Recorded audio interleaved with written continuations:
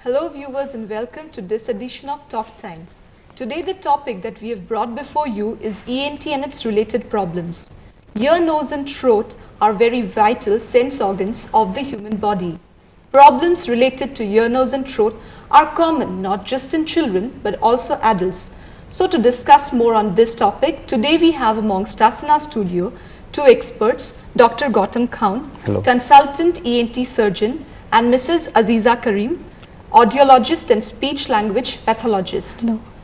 I welcome both of you to our discussion. Thank you. We also have amongst us in our discussion an audience who are going to ask questions pertaining to the topic. I welcome all of you to this discussion. So putting my first question to you, sir, what are the common ENT problems with which patients come to you? ENT, as you have already said, is a subject which covers diseases of the ear, nose and throat. So we definitely will have patients with various complaints pertaining to these three organs. In our practice, most of the patients, they come with throat problems. It could be simple pharyngitis or tonsillitis, or it could be cancers of the throat, or it could be just phobia, fear of cancer. Many people come to us just to have their throat checked. Then we have people with ear problems. It could be hearing loss or a discharging ear or ringing sounds in the ears. Then people with dizziness also do come to to the ENT doctors.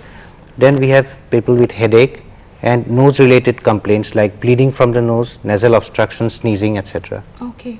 So Ms. Karim, when we talk about audiology and language therapy, what do we understand by it?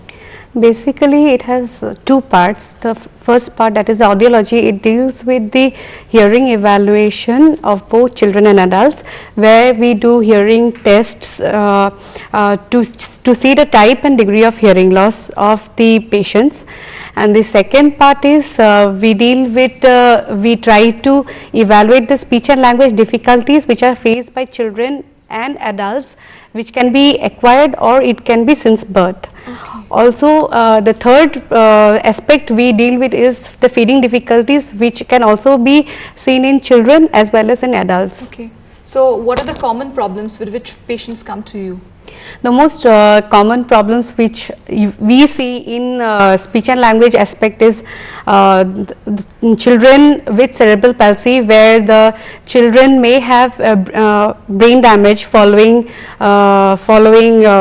delivery. Okay. Then after that the child may have neurological deficit, because of which the child will be unable to speak. Okay. The second aspect we usually deal with is hearing difficulties, where the children again, since they have difficulty in language because they cannot hear. So since they have language difficulties, they are not able to hear their own mother tongue, because of which they have a delay in language development. Okay. I think our audience has a question out here. Yes. Right, I would like to ask you one question. Sir, often it is seen that coughing is causing chest congestion. Okay. So can it cause further problem in future?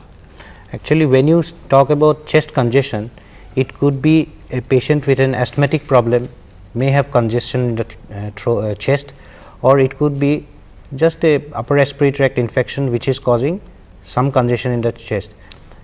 Normally a viral attack or a simple attack of common cold may go off on its own, but sometimes when it persists or it tends to recur, you need medication, because if we don't correct it, then eventually there might be a collection of secretions in your chest, in the lungs, which might lead to symptoms like pneumonia or other lung infections. So in order to prevent that, it is better when it has persisted for a long time, or if it is a recurring problem, we need to treat the patients.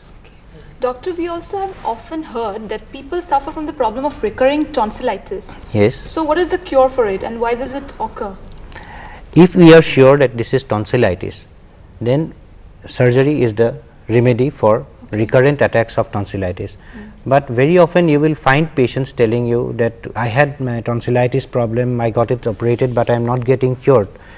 It is because there are patients who have coexisting pharyngitis. Pharynx is that part of the throat, upper part of the throat. So people with irritation in the throat, and even if they get their tonsils out, they might be having that allergic irritation in the throat. So, this group of people may not get a complete remission, but if you have a patient with recurring tonsillitis, by which we mean recurrent attacks of sore throat causing fever, we need to take the tonsils out because they are acting like a source of infection, and if this infection persists, we might end up with other complications. If we have some types of bacteria like streptococcus, then you can have rheumatic fever because of tonsillitis. So, rheumatic fever can affect the joints, it can cause rheumatic joint problems, or it can even affect the kidneys and lungs and the heart, causing rheumatic heart disease. So, these are serious complications which may happen. So, if a person has recurrent attacks of tonsillitis, it is safer to take out the tonsils. Okay.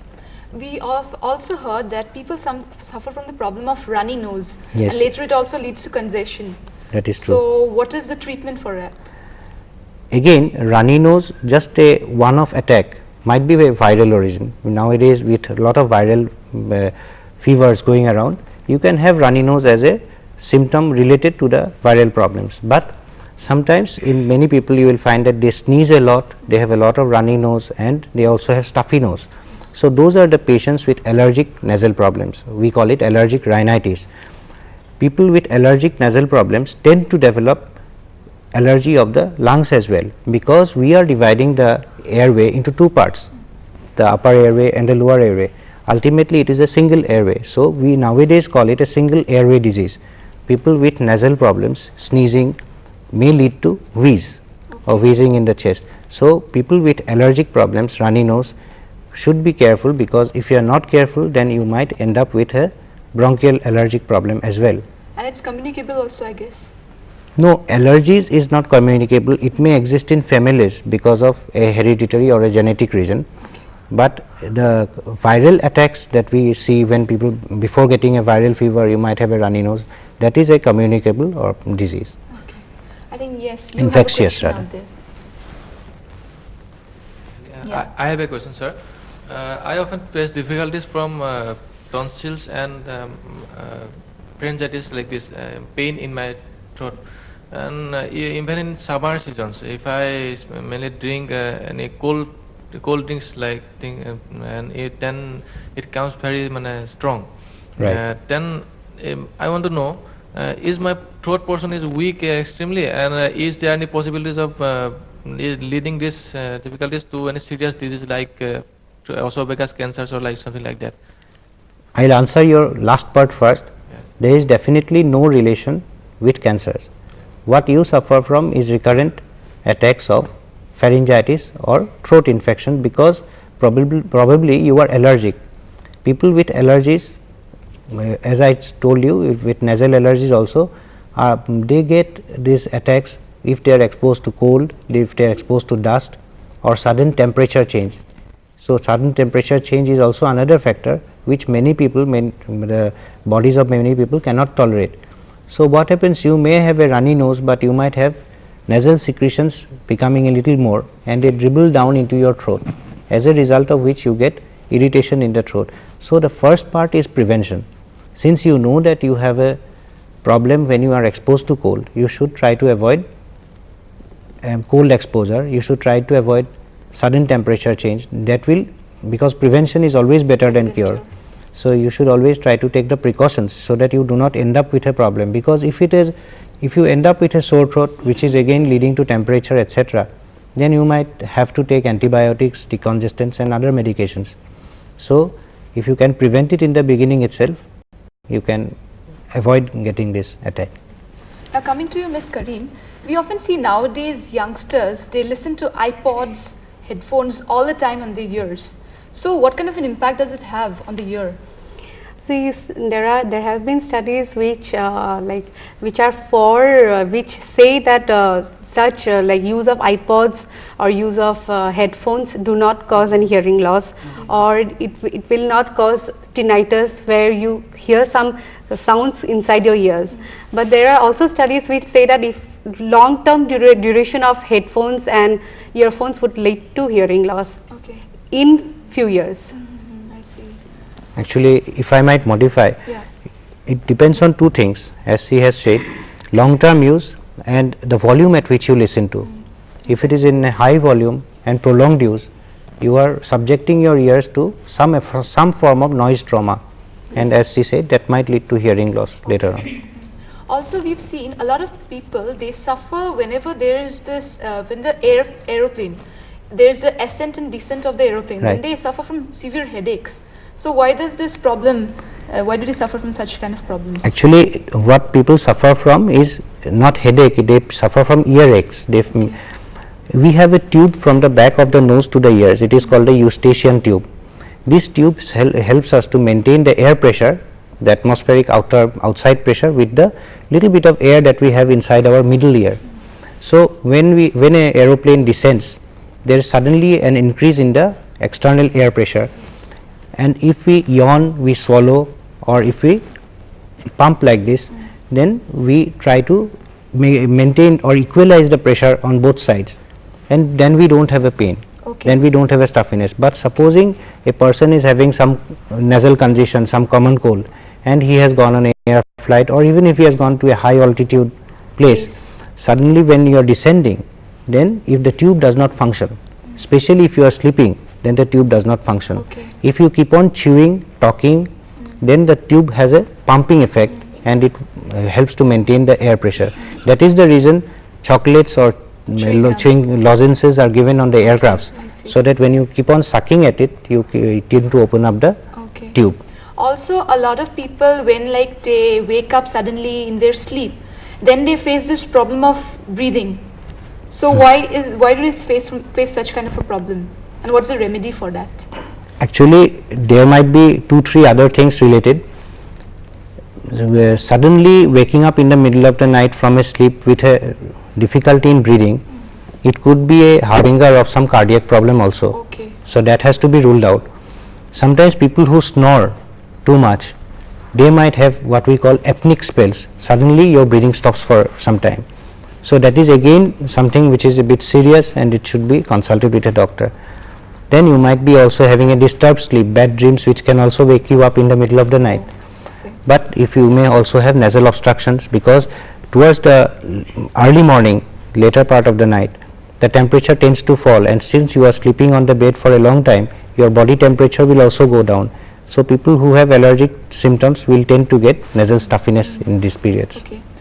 Coming to you, Ms. Kareem, what are the usual tests that are conducted for detecting deafness?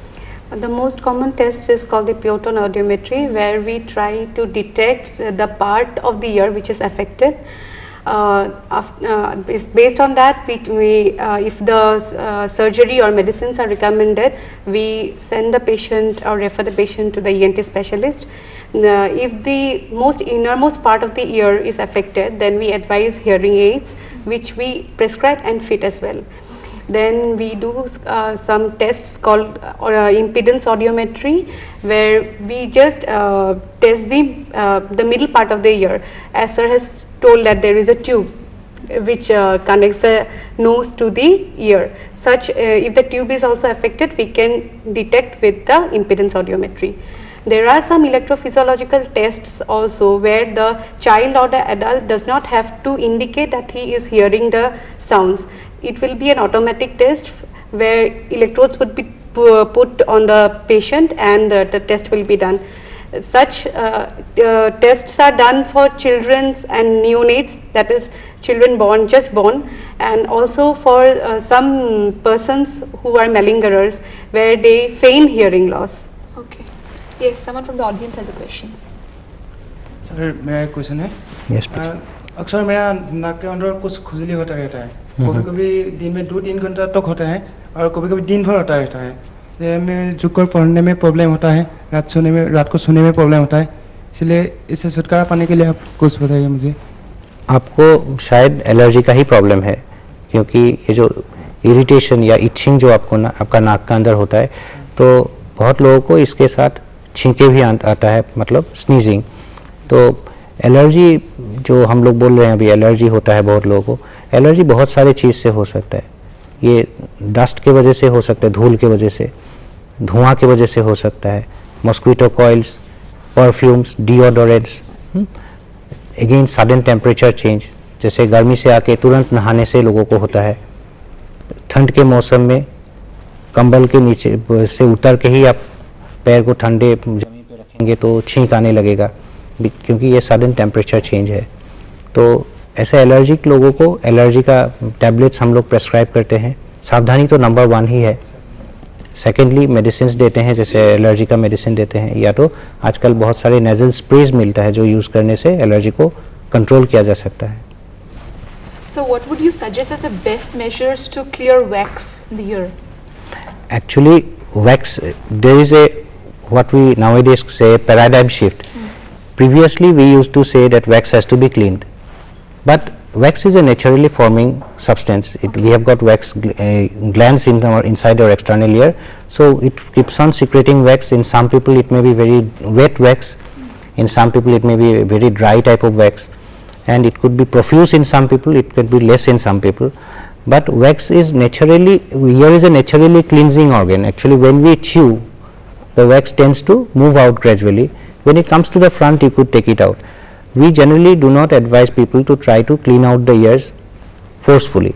I mean, don't try to take a safety pin or something, try to probe inside the ear, because injuries can occur, and which is actually unnecessary. We have a obsession actually of cleaning the ears, which is really not necessary. Only when it comes to the front, we can just take it out. We should not be using earbuds to clean the ears. When we do that, yes, earbuds tend to push the ear in wax inside. Okay, that's a new fact, in fact, isn't it? When we chew, the wax tends to move out. When it comes to the front, if you again put a wax earbud, it will push it back. So it will get impacted, and you will have to end up going to a doctor to get your wax removed. Okay. Yes, you have a question. Sir कभी कभी मेरा कान पे दर्द होती है sir, ये सब किस लिए होती है?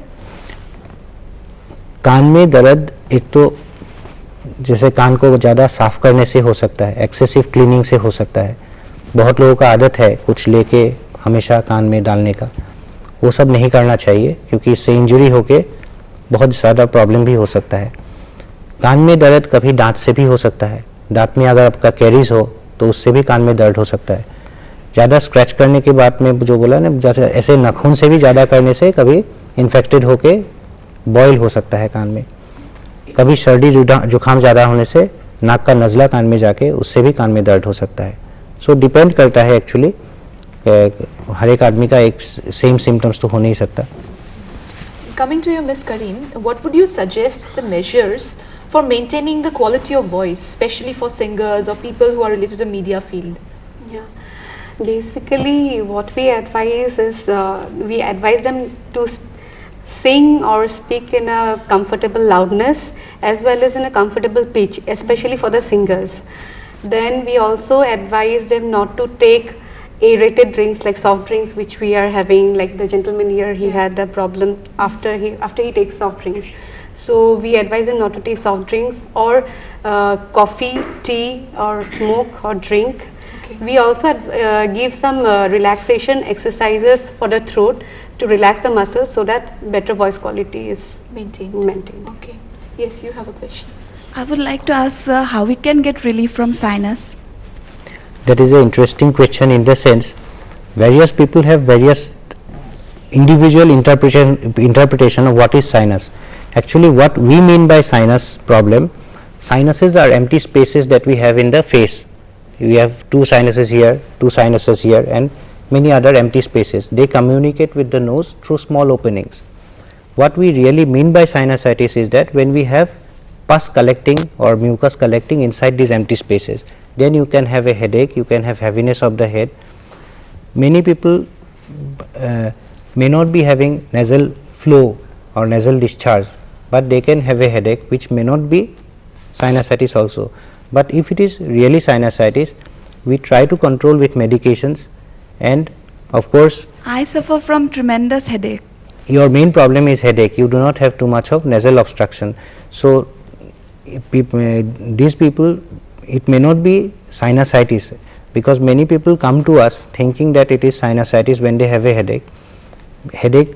This type of headache that is very severe without too much of nasal symptoms could be other problems also, like a migraine attack, because migraine is very common. Migraine or migraine is very common, because many people, especially in your age group, when they have a little bit of irregularity of lifestyle, then they can end up with a severe pain in the head. And actually, if it is sinusitis, then we generally investigate. If it is really too much, giving too much of trouble, causing morbidity, that is missing school or colleges, then we investigate, we see how severe the problem is. If it is not too severe, we try to control with medications, and if it is severe, then sometimes surgery is also required for sinusitis problems. But then, having said that, steam inhalation is always very good for people with sinus problems. Steaming helps to liquefy the mucus and aerates the sinuses, and trying to avoid very dry situations. Very dry climates can also provoke sinusitis, and as we said before, taking care of common cold type of symptoms in the beginning itself prevents the complications of sinusitis. So also we see youngsters especially, and even young children, small children, they suffer from the problem of nasal bleeding. Right. Yeah. So why does it happen, and what are the remedies for that? The commonest reason of children having nosebleed is nasal picking. That means they put the finger in the nose, they might be putting the finger inside, or they might be rubbing the ala of the nose, because when they have a irritation, unlike adults, children do not know how much force they use it, they do it forcefully, that leads to small ulcers inside the nose, and the front part of the nasal partition bone, we call it the septum, has got very small blood vessels, and they get exposed. And the child may not bleed when he is putting the finger. After it has got exposed, a little sneeze or a little rubbing the face with the towel might also provoke the bleeding.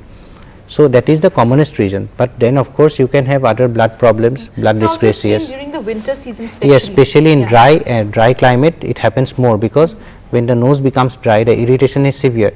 So when we suppose the we think that the child is having recurrent nasal bleeding because of pricking his nose too often, we ask the parents to keep his nose oily by putting some Vaseline or liquid paraffin or some emollient substance inside the nose. And the child can also be taught, after 3 to 4 years of age, the child can also be taught to put some Vaseline in the nose, so that if it becomes dry also, and at night if unknowingly he rubs the nose also, at least if it is not dry, it won't get injured so often. Yes, someone has a question out there.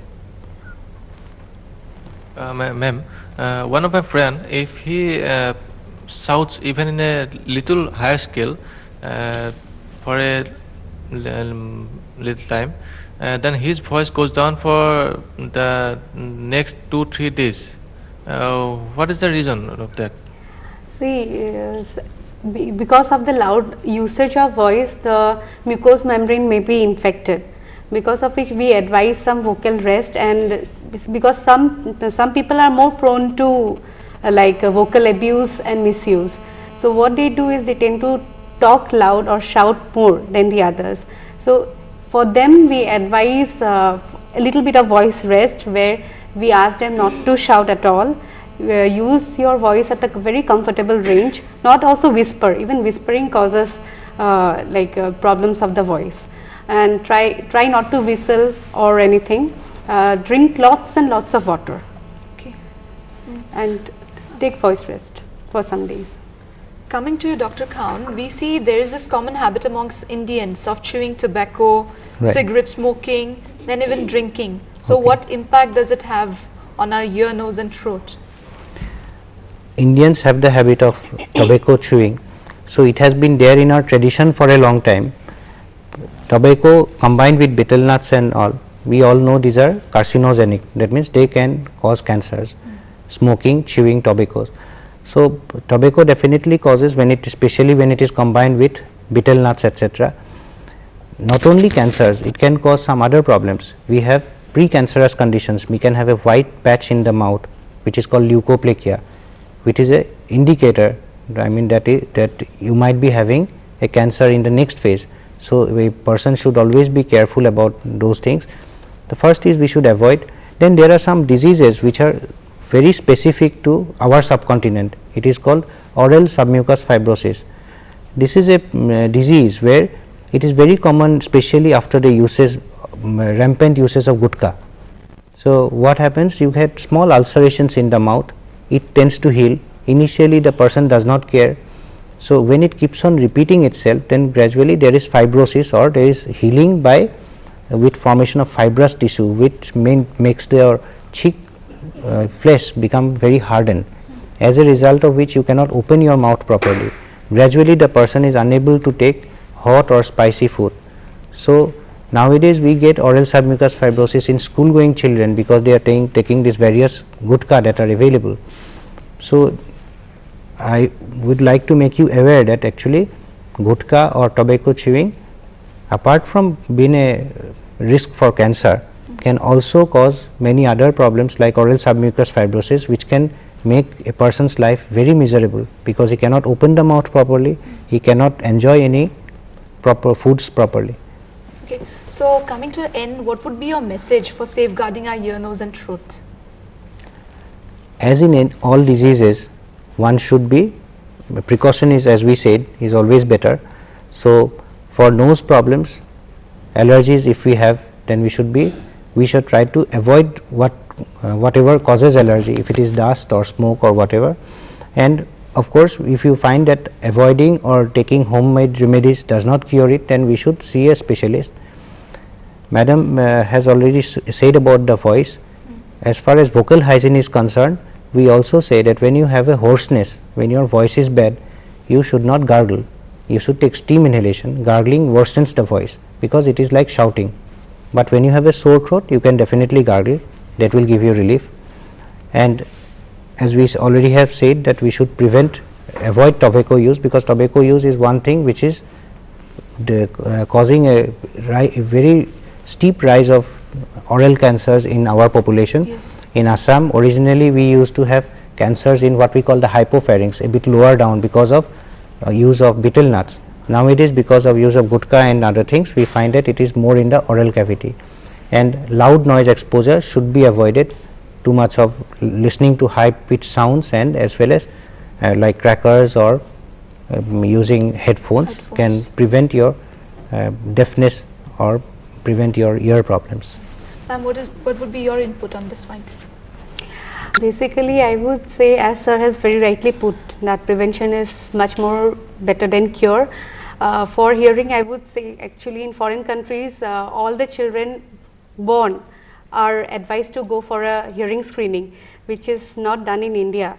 So I would say, I would recommend actually for even to the parents that after the child is born, to undergo the hearing evaluation to prevent further problems. Okay, so finally coming to the end of this discussion, I would like to take this opportunity of thanking you for expressing out your valuable opinion and your views on this point. I think our audience has also been benefited by these advices. So viewers, with this we come to the end of this discussion. Thank you for watching our discussion. It's goodbye from us now.